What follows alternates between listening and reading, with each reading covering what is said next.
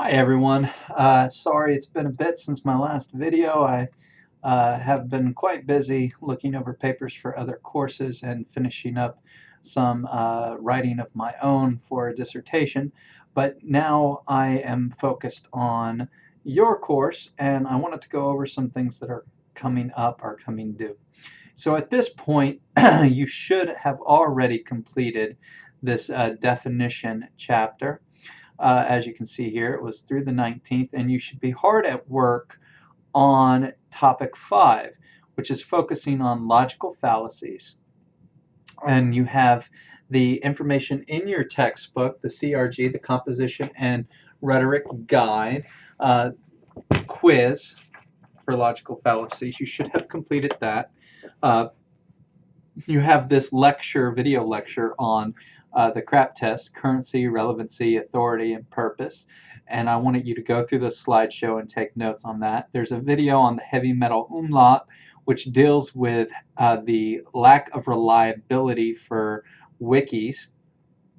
And this discussion board here about what makes an article scholarly that you should have participated in. So I'm going to go ahead and get that open now. Hopefully that will work for you. So start discussing this idea here. And I want you all to, let's see, you'll be subscripted. We're going to put mail now. Please begin discussing your readings about reliable and scholarly sources here. You should be able now to access this discussion board. Hopefully you'll be able to do that. And then you can just click on replies and hit reply. And reply to this one here, include your message. And then that should get us started with the discussion. And I'll be checking that periodically over the week as we're moving forward. Okay, so after you have done that, let's go back to topic 5. What makes an article scholarly? Let's see if it'll let us backtrack. Now we're going to have to go all the way back to the main page. Good old Moodle. So topic 5. So once you've participated in that, and we're going to look into that a little bit, you have a quiz here looking at different articles and sites and determining whether it is scholarly or not. You're going to need to develop your annotated bibliography. And I see none of you have submitted this yet. You have until the 3rd, which is still some time away. And there's 2 articles here. So for this assignment, you will create a miniature annotated bibliography using pages 210 through 12 in the Composition Rhetoric Guide to help you create the document. You will use both of these articles as sources in your cause and effect essay. So there are 2 articles here, and they're in PDF format. So pretty much every computer on Earth and every cell phone on Earth can open these. I'm going to open one now for you to see.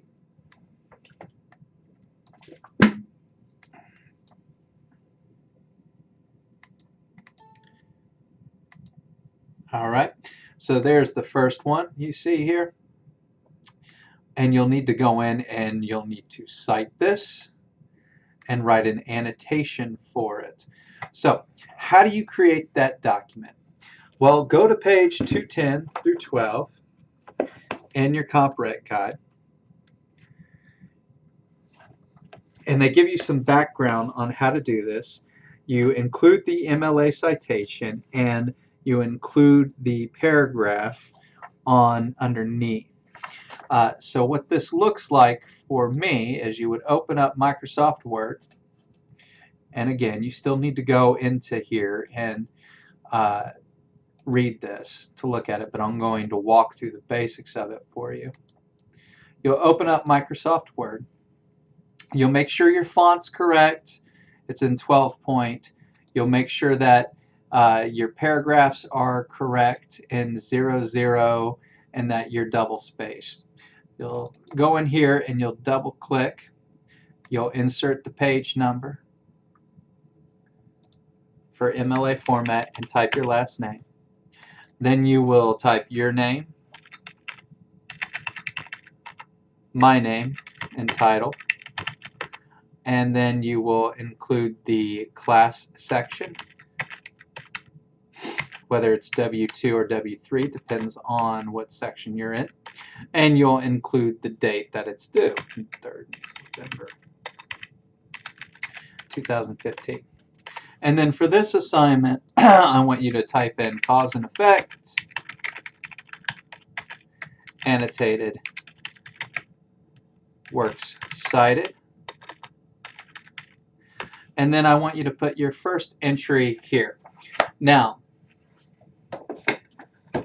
for your first entry, if you look at this article, you need to determine what the article is, what type of article it is. And you notice it comes from EBSCO, so that should be a clue right there. And you actually have the works cited entry already built in to this, because now EBSCOhost does correctly formatted MLA citations for you, which makes life a lot easier. So you see that there, and you can literally, if you have, let's see if this pops up for you. Hopefully the video hasn't messed up. Yeah, my screen's messing up on me, so I can't tell with my memory's a little off on this stuff on my computer. So I'm going to have to delete that page. There we go. But if you have this document, you can cut and paste that works cited entry from it. And then all you have to do is format it correctly. Make sure it's the correct font.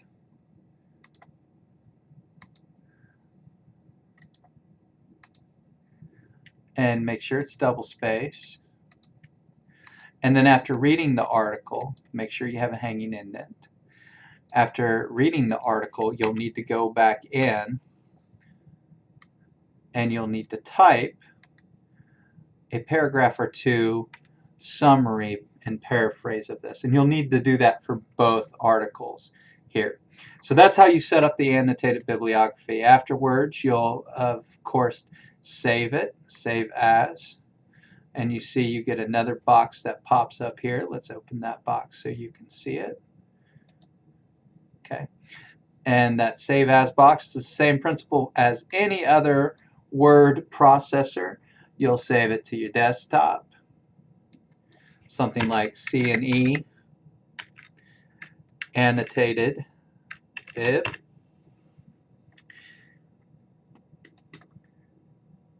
Save it.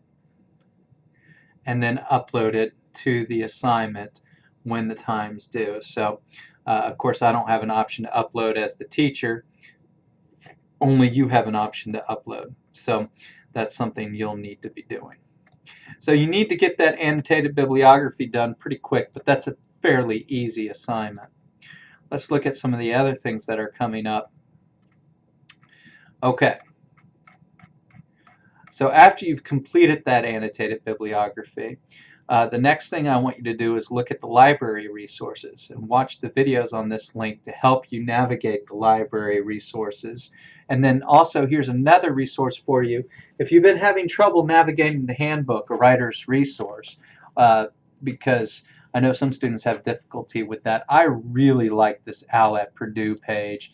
It helps me a lot. So I have students watch videos on MLA in here, the formatting, the basics. It's really, really helpful. And then you're going to start working on this argument essay. The prompt for this essay is posted in the annotated bibliography assignment under topic 6. It's actually topic 5 now. You must complete the annotated bibliography before completing this assignment. So I'm sorry for any confusion there. Be sure you go back and check the module. I think the modules are numbered incorrectly now. No, they are numbered correctly. Okay, so we're good. Annotated bit. There's the cause and effect essay. I'm sorry. Yeah, the cause and effect essay here. There we go. For this essay, you have one cause effect prompt. Write an essay that discusses the causes of cheating in a college classroom and the effects of that cheating on a student's academic success. There you go. Paper must be in MLA format. No use of second person. You won't get above 60%. You might even get less. So that means no use of you, your, or you are. I know some of you still are doing that. Paper must have in-text citations and a works cited page for the 2 articles. Paper must be no fewer than 500 words and no more than 800 words. And you're going to do the self-reflection, obviously, with that form later. Okay? And you still have about 13 days to complete that. So after you complete this first annotated bibliography, you look at the graphic organizer for a cause and effect essay, and then you're going to write your cause and effect essay and fill out your fillable form for the essay. Now, I'm going to do something a little different this time for these papers. Instead of doing the line-by-line comments that I've been doing for the first few papers this semester, I'm actually going to give you an opportunity to make some points back on the paper. So here's what I would like you to do.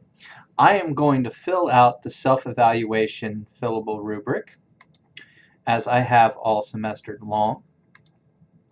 Let me pull that up for you. See if I can find it. Delete that. Add. Okay. My computer is slowing down here a second. Let me see if I can get this to work for me. There we go. All right.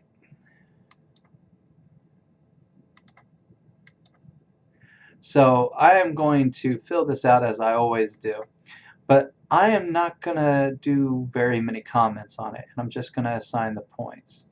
And then when you do your paper, what you'll need to do is go in and actually look for why you got the points that you got.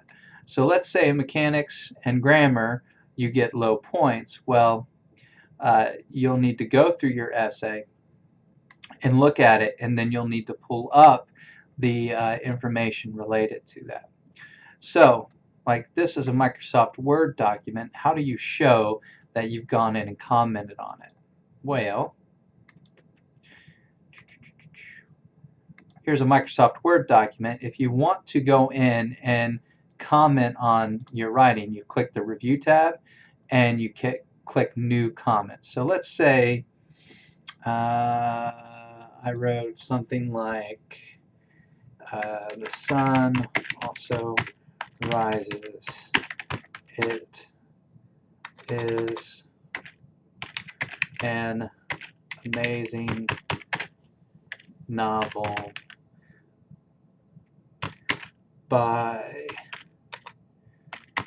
Ernest Hemingway. And my teacher gave me 2 points for grammar and mechanics, which should be pretty obvious here what some of the issues are. I would go back in and I'd notice this and I'd say, okay, this is a fragment, and then I'd say this is a capitalization error.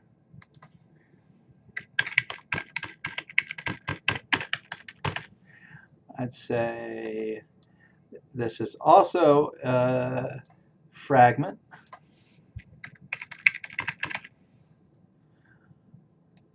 Right? And this is also a capitalization error. So I would go back in and I would mark my paper this way. And then I would need to save the paper, File, Save As, and then you would have to, let me open that for you so you can see the Save As again. File, Save As, and then you would have to go in to Desktop and you would put something like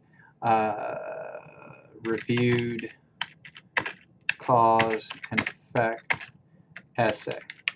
So you can go in and actually do this for this one essay. You'll get to do it for this one because there won't be enough time for the argument one.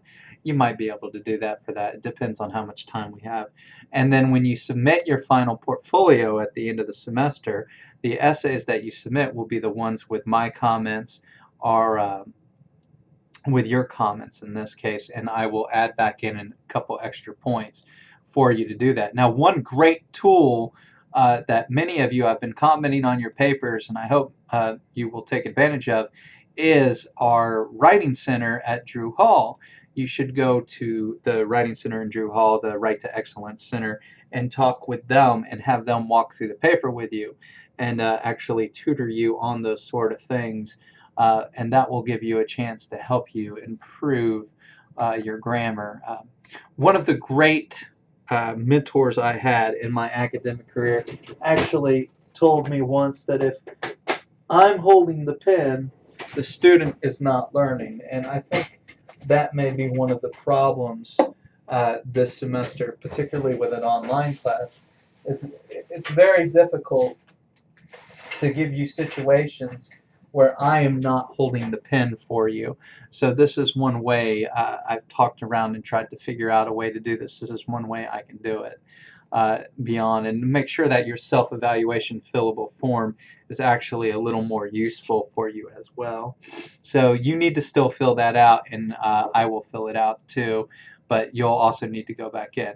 So you see here, after that cause and effect essay, the next thing you'll be working on here is another annotated bibliography for your argument essay, and this is your research. You're going to pick the research, you're going to pick this topic, and it's going to be hands-off. There won't be a lecture on my part. All I'll be doing is checking to make sure that you've done an annotated bibliography and that you wrote the essay and grading it for you. And then you'll do the portfolio reflection, which I will post a lecture on probably over Thanksgiving week, early Thanksgiving week. So I will post a lecture hopefully later this week on cause and effect as a rhetorical mode. It's a pretty cut and dry rhetorical mode. You should definitely read the chapter on cause and effect in the textbook. It has a lot of really useful information, particularly the information on logical fallacies, which I will be looking for logical fallacies in your paper. And if there are a number of logical fallacies, there is a good chance that your grade will be far lower than you think you deserve. But that's usually the biggest issue with these cause and effect papers. So you want to avoid things like false cause or slippery slope. You want to avoid those issues. If you look on page 140 through 141, there's a lot of really awesome graphic organizers to help you work through your thoughts on this. And the thesis is almost always tied with this essay to the significance of the relationship between the cause and effect. So what you think caused the issue, or why it's important that we understand the cause of the issue. As always, if you have any questions, feel free to email me.